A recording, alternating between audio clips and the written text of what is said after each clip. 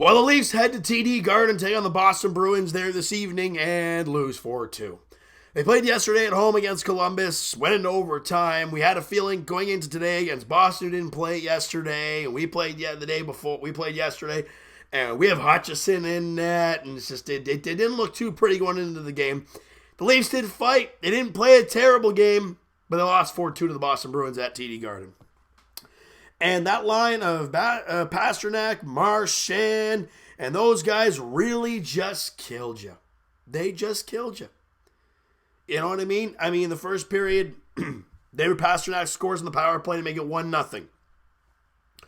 Then in the second period, Kasperi Kapanen with a great job, getting his third goal of the year. He's been red hot lately. It's great to see for him. Kerfoot and Justin Hall grab assists. The game is tied at 1.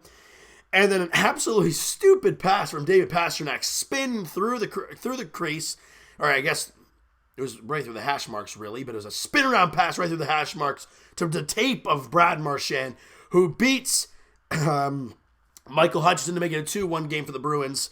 And things weren't looking good there. Leafs trail yet again. But then midway, just under 7 minutes to play there in the second period, Leafs in the power play, a nice little passing play. Willie Nylander cross-seam pass to Kapanen, and Kerfoot kind of he doesn't move a lot, but he moves enough to open himself up, and Kapanen sees it, lays the puck on a platter, and he blasts it past Tuukka Rask on the power play, tying the game up at 2. Kerfoot with his 4th goal of the year. Kapanen and Nylander grab assists, and the game is tied at 2. It's beautiful. Now, we go to the third period. 6:35 in. Jake DeBrusk kind of tries to fire one on net. It hits a skate and lands right on the tape of Brett Ritchie, and he buries it past Michael Hutchison to give the Bruins the lead back. Yay! Sucks. Late in midway through the third period, Andreas Johnsson, you see that little move Andreas Johnsson had, and he hits the post or the crossbar or something metal. And it goes out. That would have been a beautiful goal, but hit twine, and it comes out. And then, of course, late in the game, Par Lindholm! You remember him? The guy who was useless that we traded for Nick Patan last year, who they're now trying to move. 9 minutes. It's over 3 minutes to play. Par Lindholm scores. Typical Leafs fashion. Former player finding a way to kill you. But as I always say in sports, and I say it in baseball, and maybe not so much basketball, but I say in baseball for sure, you usually get one opportunity late in a game to either crawl back into a game or put a team away or take the lead. The Leafs got a power play with 4:12 to go. I think it was 4:12 to play in the third period. You got the power play, and they didn't score. And then not long after that, Lindholm scores and buries the game. You score there, you tie it. Hey, it's a whole new hockey game. But instead, you give up the goal, and then you're losing. It's just not fun to see. And the Leafs now fall to 5-4-2 on the season. But look, you just can't be throwing points away like this. You just can't be throwing games away like this. A team like the Boston Bruins, a team that is in your division that you're going to have to battle with for home ice advantage in the first round. I am so tired of Game 7s in Boston. Everyone's saying, don't worry, we'll just get into the playoffs. No! Well, yes, we got to get in the playoffs, but you got to find a way to get that home ice, people. You got to bank those early wins. But they're not right now. Now, obviously, John Tavares ain't healthy, and no Dermott, no Justin Hall, and I'm assuming we heard from Mike Babcock before the season, the time span of when those guys will be coming back, that should be soon. I think we heard 12 to 14 games. The next game is game 12. So, can we get some Zach Hyman and Travis Dermott action here? Because I'm tired of Marinson. Justin Hall, he's okay. We saw Kevin Gravel in today. Who the heck is that? No, nothing against him and whatnot, but really, we need Travis Dermott. We need something.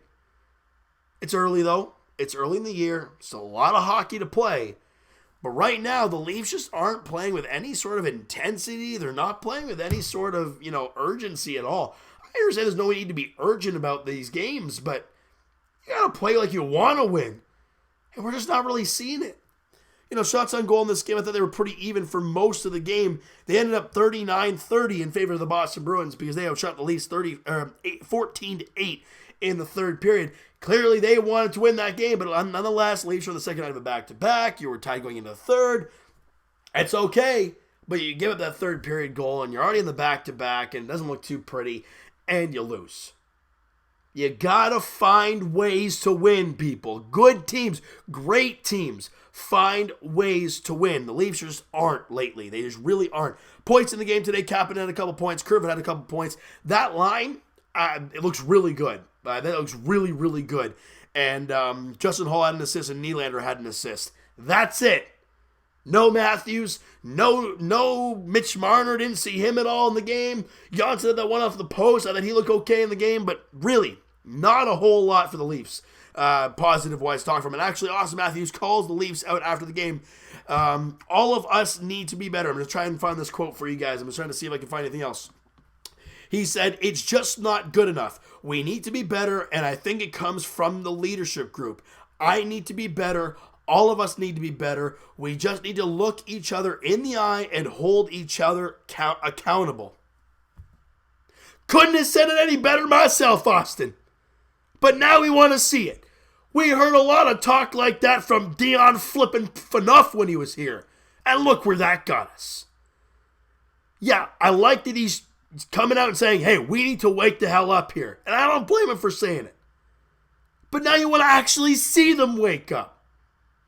Because they're showing no sort of consistency. The first 2 games of the year were the only 2 games they actually looked half decent. And they played 2 teams that aren't good.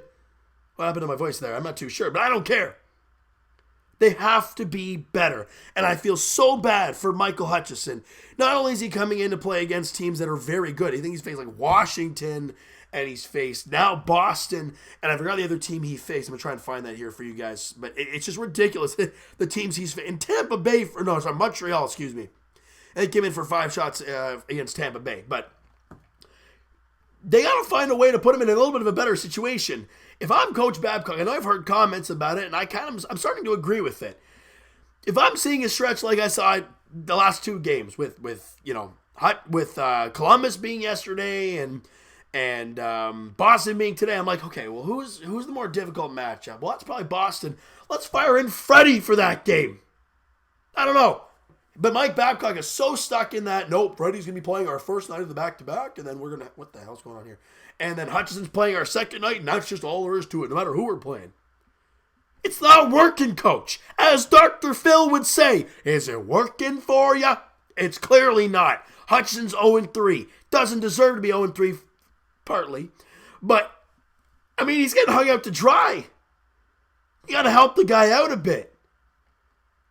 I don't know. It's just really tough to watch. And you guys are probably looking at me like, James, you're wearing a different jersey.